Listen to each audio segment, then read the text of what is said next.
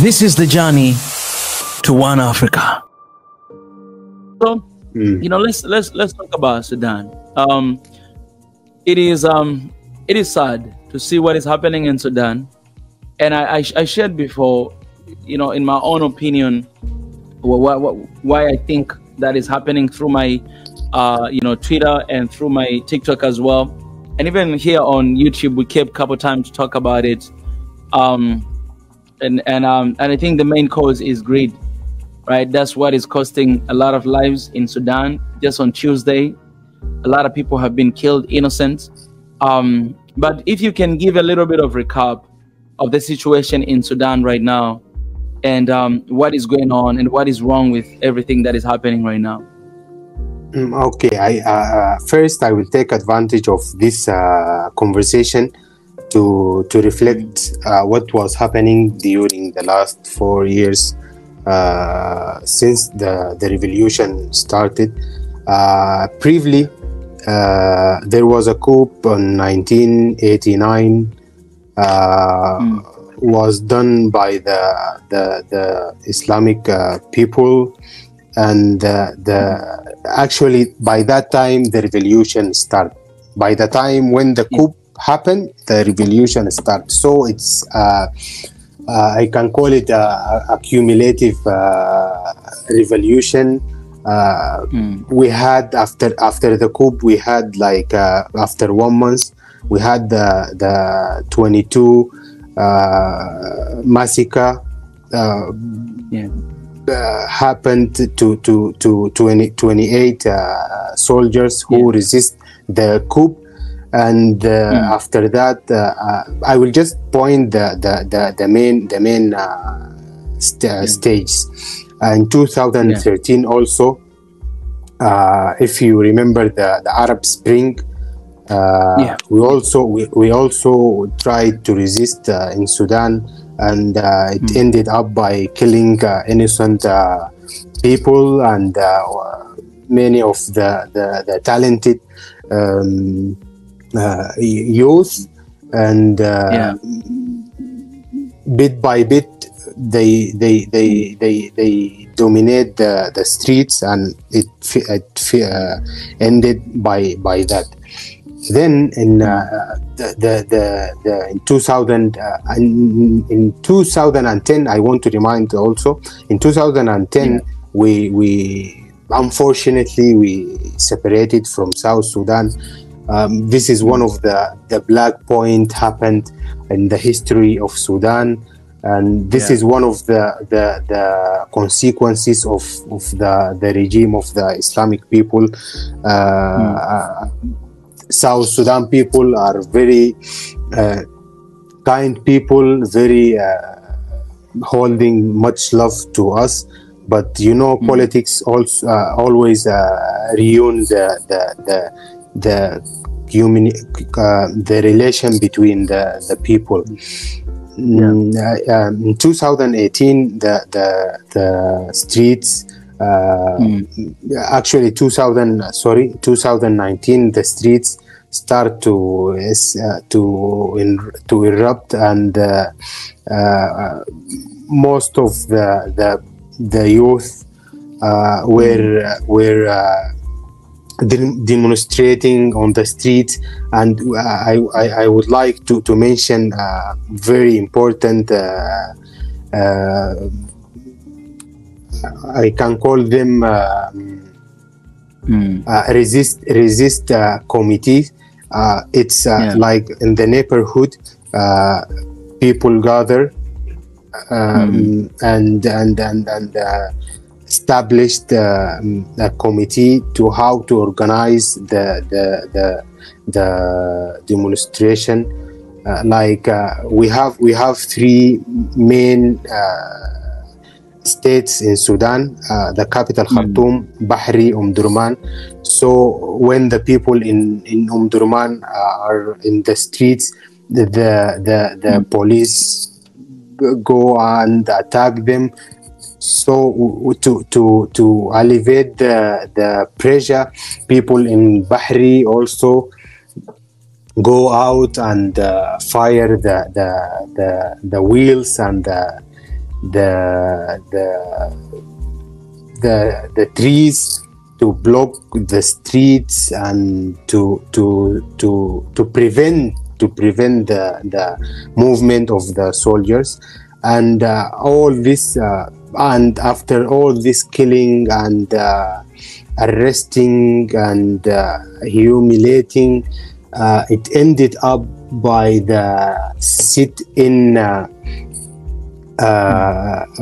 in front of the headquarters of the military, and that day was one of the biggest day in the history of Sudan, and the sit-in continue till one month, and since that time those soldiers were manipulating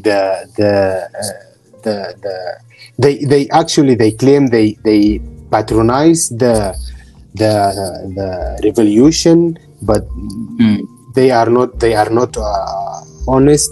And one of the main points I want to mention, by that time the Hemeti appeared. By that time, as a Sudanese, we know him as the militia in Darfur, used by the main army to kill and rape and loot in Darfur. And I think he's ambitious and he's smart. When the revolution and the sit-in happened, and when he saw the wave is going on the side of the revolution, and most of the countries take their hands from Omar al-Bashir regime, he claimed that he's with the people, and he patronized because he really know if he fall with the regime of Omar al-Bashir, he is no longer have a seat or a privilege. And the sit-in unfortunately ended up with the massacre, where people threw on the Nile. The women were raped, and youth were killed, and it was a nightmare happened. And after 1 month, people started to demonstrate on the street, and it was very big event. And the soldiers realized that we can't resist those guys, so we have to obey. And I remember the African Union intervened, and there was initiative held by Abiy Ahmed, and they came to Sudan with Labad and the African Union, and they suggest to stop this killing, and to create a government, civilian government. What I can call it, it was uncomfortable marriage between the civilian and the soldiers, because the soldiers, they usually want to dominate and have the privilege, and they appoint Abdullah Hamdok as a prime minister, one of the honest Sudanese, patriotic Sudanese, and he started his work, and the government started. Definitely, the soldiers made obstacles to stop the work of the government, and we have been resisting, and after 2 years, they did a coup in 25 October with the help of some of the unfortunately civilian whom were with us in the revolution. And after that, they said we will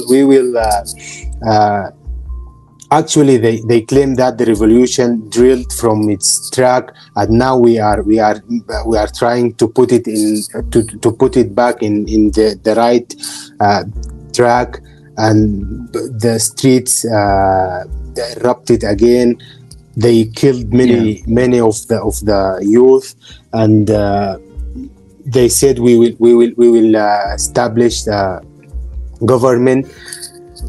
Since that time, they couldn't do anything.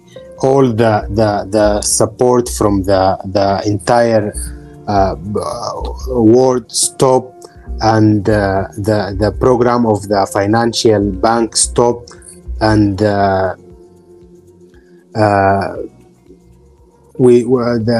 they didn't do anything. And let me take you near and when they did the coup, it was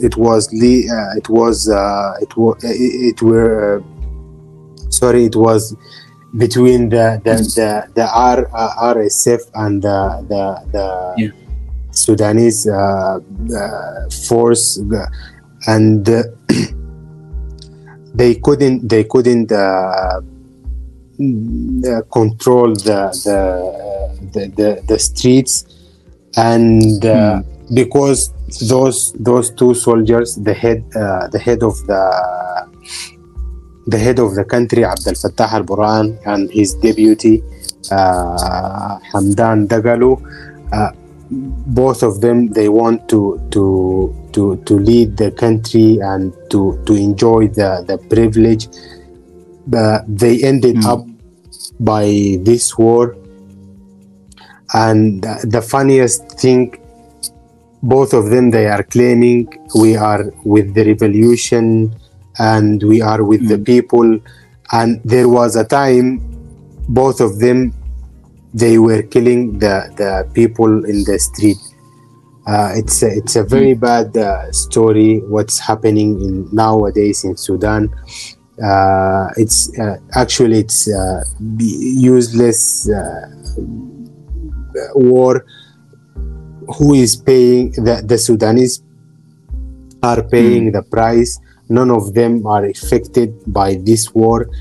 Their children and their families, they are away from Sudan in Turkish and Europe, enjoying the vibes there, and the Sudanese people is struggling and humiliating on the borders of Sudan. And from here, I really want to make a call for the countries neighboring Sudan. Please accommodate the Sudanese people. The war didn't come and knock the door. That she is coming. The people suddenly surprised and faced the war. They don't have money.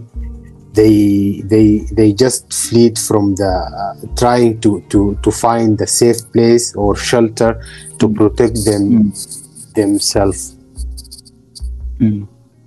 Yeah, my brother, first of all, thank you so much for giving the back history.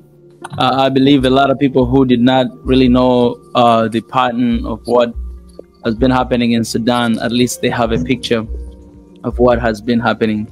And yeah, I really appreciate that. And I hope, because from what I've heard right now, it's more than 1 million Sudanese have already fled the country, you know, and tried to go to different places. But it's more than that, right? It's more. Exactly. It's for the first time. So, for the first time, the capital Khartoum is the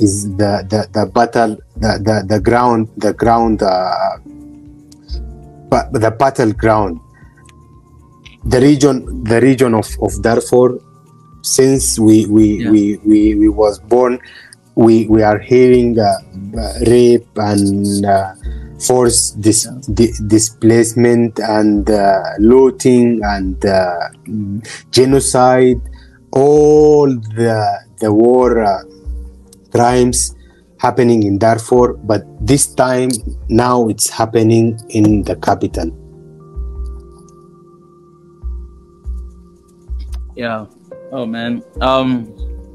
So let's talk about also the number of people who just died on Tuesday. What really happened? 4 days ago, there was also 26 people were killed in the neighborhood called Umbadda.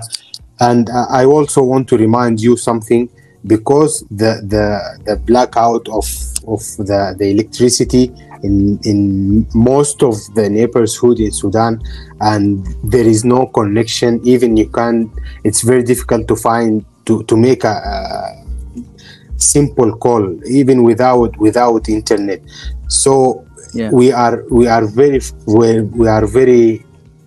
disconnected with the people in Sudan, and we are just waiting. We wait for the days, maybe the connection to come back and to know what's happening in Sudan.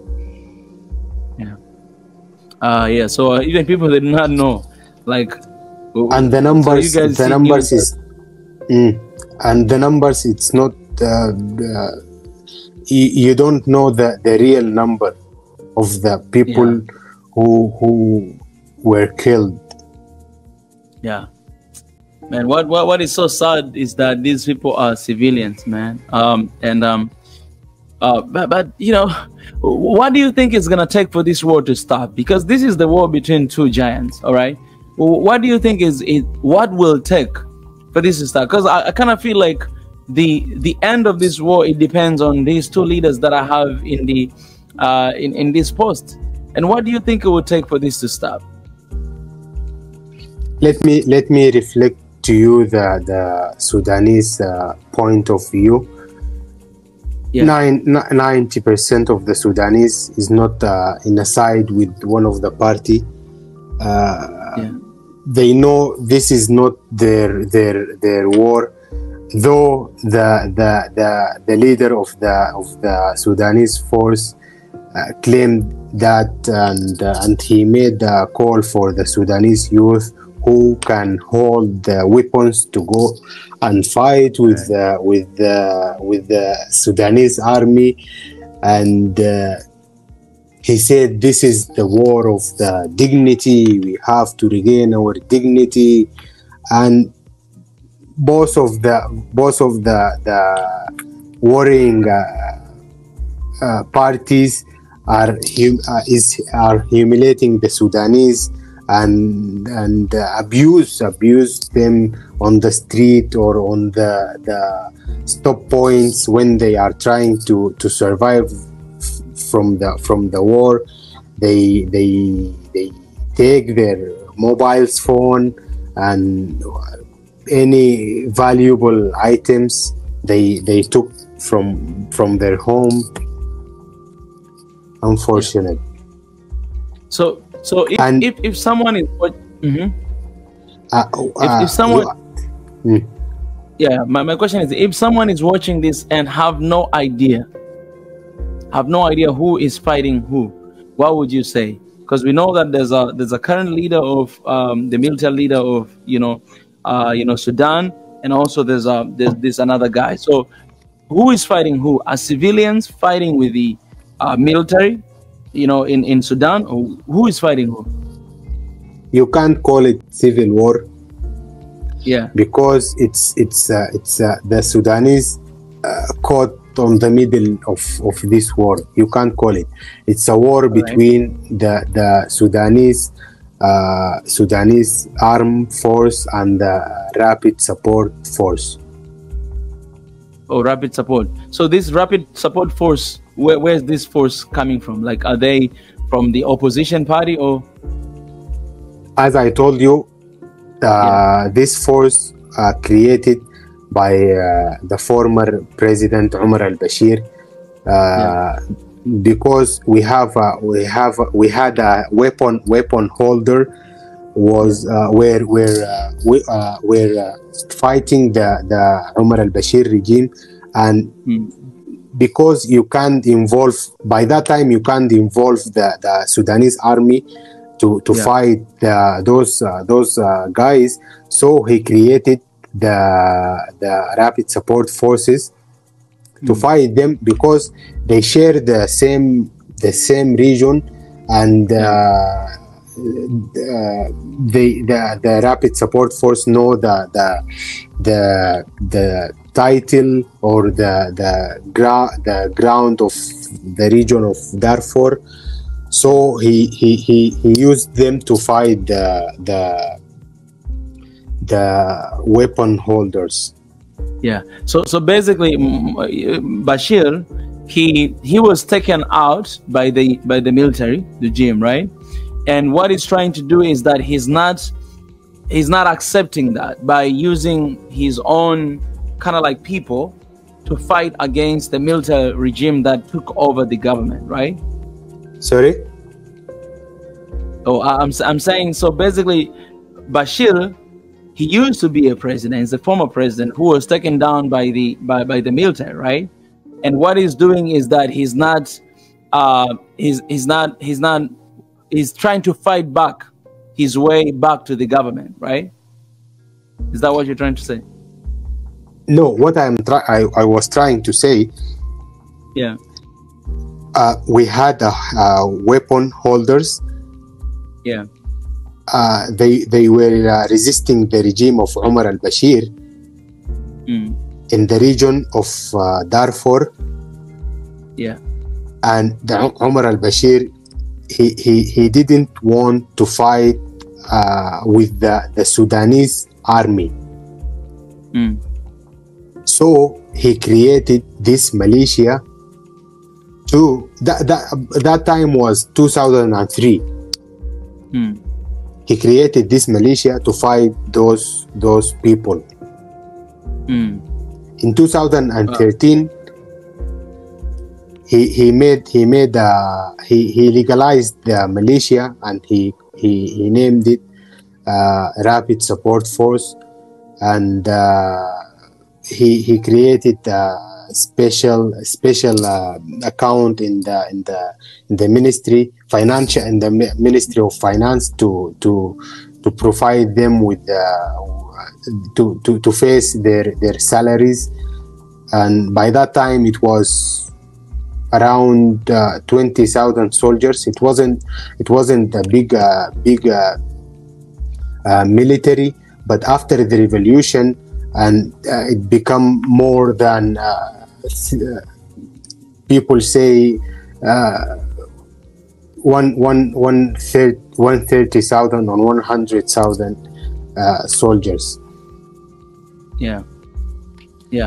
And let me also remind the audience something, because the Islamic people or the members of the I don't want to generalize the concept of Islamic, because there is Islamic people who is with the revolution, but the members of the former regime, they think that the one who toppled or throw their regime is the Rapid Support Force, and that's why now they are fighting with the Sudanese army force, and they think it's like it's a revenge. This is the time to revenge. Oh man, I think it's the time we can bring on your friend as well. So feel free to invite him as what is that thing you have in your heart about the situation that is happening in Sudan? If there's any information that you'd love to give the rest of Africans who are watching, go ahead. Sorry, can you repeat? I didn't hear you well. Sorry. I was saying if can I say it again? Anything. I was saying anything that you would like to share with us, the rest of Africans, about the Sudanese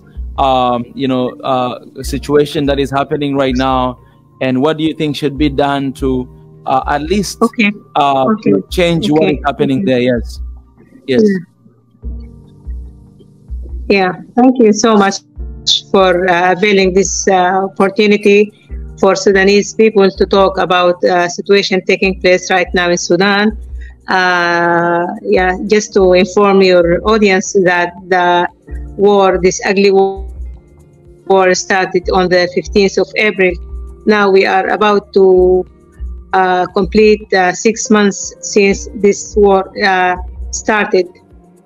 The moment the war started, all rights has been erupted and denied.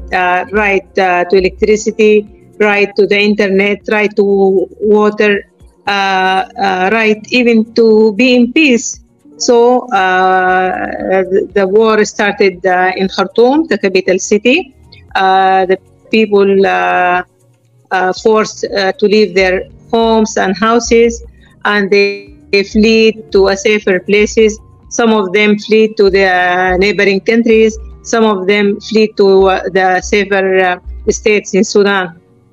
But human rights violation, rape, women has been raped, and no protection.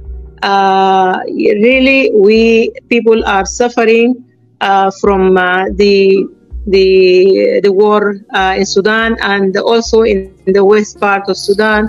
Darfur has been erupted with war, and the people forced to move to Chad and other countries, neighboring countries. We value the intervention and the sympathy shown by the neighboring countries, and we are looking forward more and more for more pressure on fighting people to have peace and to create safe passages for the humanitarian assistance to reach the people in Sudan.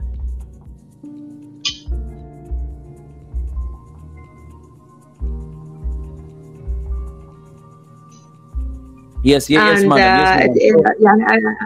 I take this opportunity to value the great job the young people doing in Sudan. They created what we call the emergency rooms to assist people.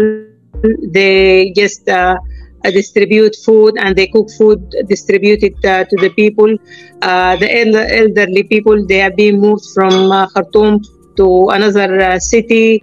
They are taking care of the hospitals, urging the regional and international organization to offer or to bring the medications and to save the people's lives. Yes, madam. That's beautiful. That's really beautiful. It just shows how much we actually come together during the time of crisis. What you just explained right now, it is just a beautiful image of us Africans, just being there for one another, especially in the times like this. What would be your thoughts, especially for the rest of Africans who, to be honest, the issue in Sudan, it hasn't been covered enough. I'm saying the issue in Sudan, it hasn't been covered enough, on the media. So what would be your message to the rest of Africans, those Africans who are watching this? What do you think they should do in solidarity of Sudan to support what is happening there? The coverage is very poor, and no light shed on the war in Sudan. I urge and thank you for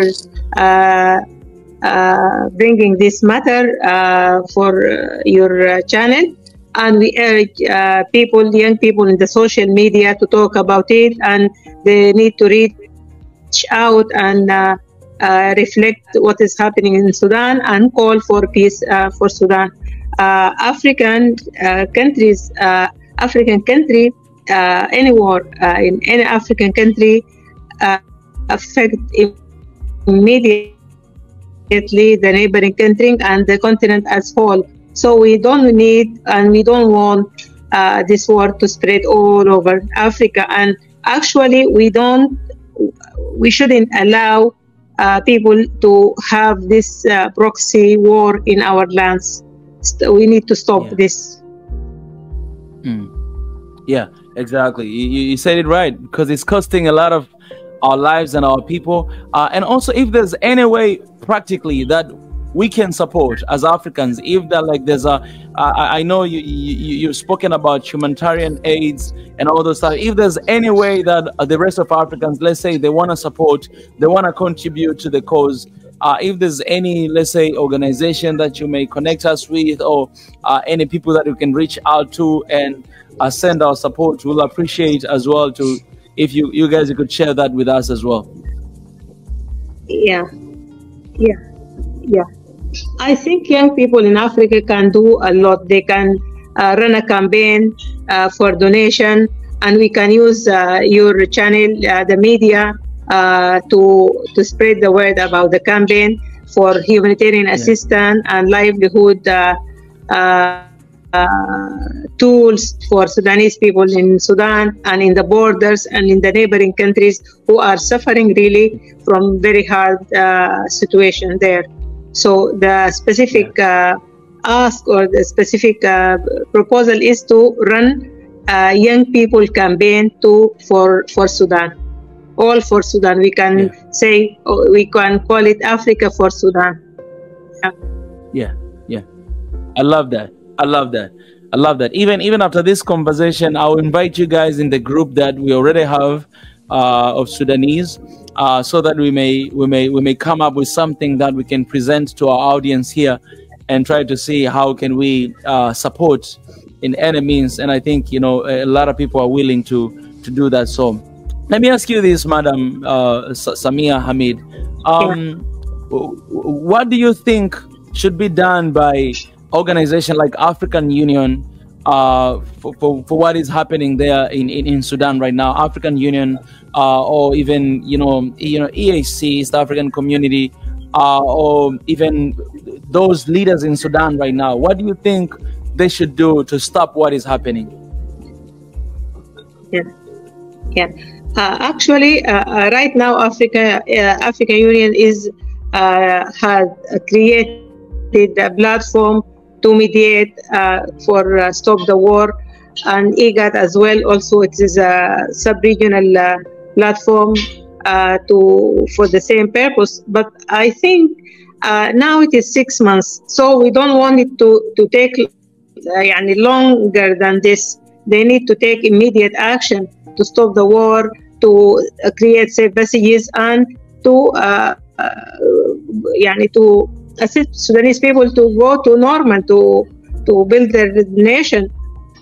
But right now, I think they are very slow. Action is not, has not been done up to now in Sudan. We are, hearing that they are meeting, they are doing some shuttling diplomacy, but on the ground, we are not seeing anything. And unfortunately, we urge them to speed up the process. Wow, well, man, I'm really, I was really saddened by the event that happened on Tuesday as well, because I think a lot of innocent people have been dying throughout this war, but on Tuesday it was quite an event that really it captured our hearts, a lot of people. And do you have anything to say about that?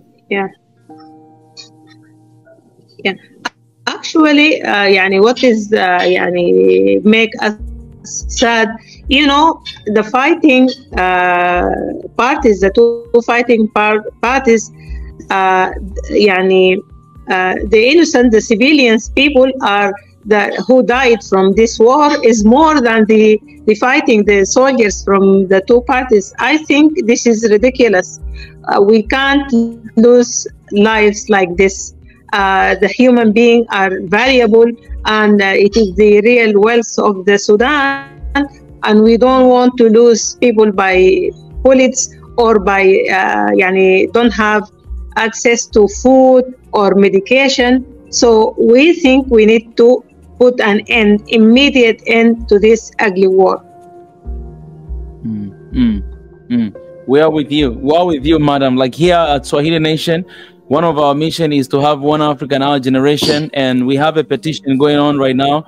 We say one Africa right now, and the reason why we have this petition because we do believe that the liberation of Africa is if Africa will come together and stop this madness that is happening across the continent.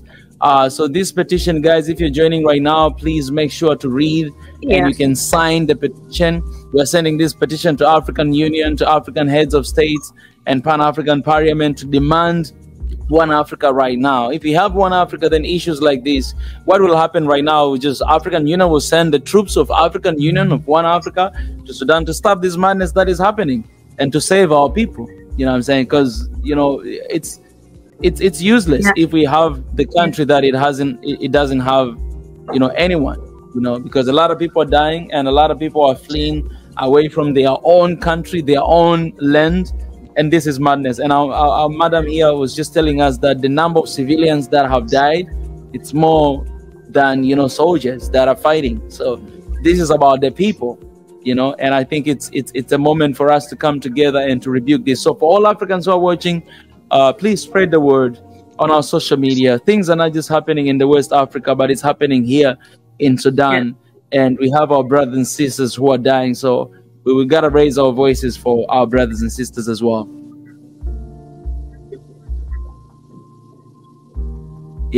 I like the idea of having this petition, and it's very important because African Union is about people. It's people, so it is from people to Sudan people.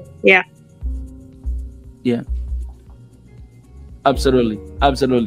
So guys, you heard it. Go ahead and sign this and share. Sign, share, and share. And madam, I've got your number. Ahmed Ali here shared your WhatsApp number with me, so I will basically as well I'll hit you up, guys, after this session and invite you guys in that group so that we may have this conversation not just once. I want to have this conversation regularly, to come here to give updates and to bring awareness to our people as well as much as we can. And Madam Samia, okay, this is great. Madam Samia, you have the name of our president. You know, the president of Tanzania is Madam Samia Hassan.